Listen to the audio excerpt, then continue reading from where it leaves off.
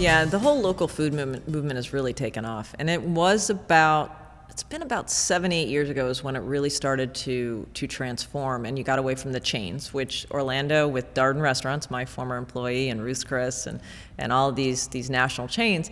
I mean, obviously they've done a lot for Orlando from an economic standpoint, but when you really had these great foodies come in and take a hold of the scene, great chefs like Kevin Fonzo with K, and we've got East End Market that has local cheesemongers and all sorts of really fun stuff. We just have a lot of great food elements coming, and then the farms followed.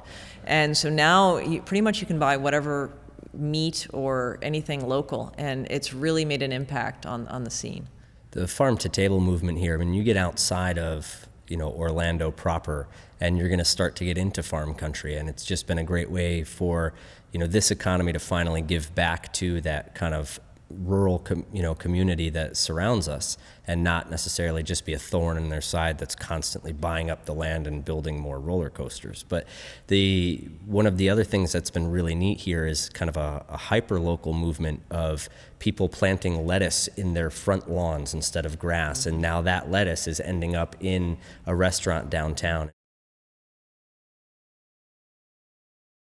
So far, the law in Florida is restaurant and catering use. It's not ready for home use yet. There's no oxygen that gets into it. We'll use primarily nitrogen gas. Some systems will set up for argon gas, but they're all compatible with the same keg. And then some folks will use something that in the business is referred to as Guinness gas, and that's going to be a carbon-nitrogen blend.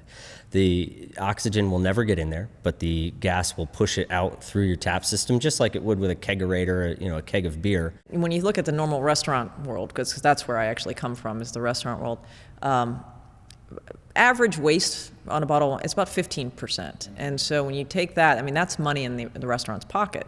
And it's great for the consumer because they're not getting 2-day, 3-day-old wine that's already oxidizing that the restaurant's trying to pawn off because they don't want to record it as waste.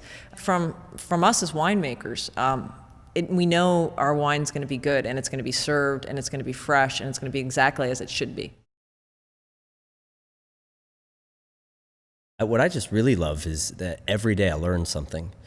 Even though it's my job here to educate the customers and some of the staff, I still learn something new every day. And it's the only business I've ever been in where I can genuinely say that every single day I learned something that not only was new, but blew my mind.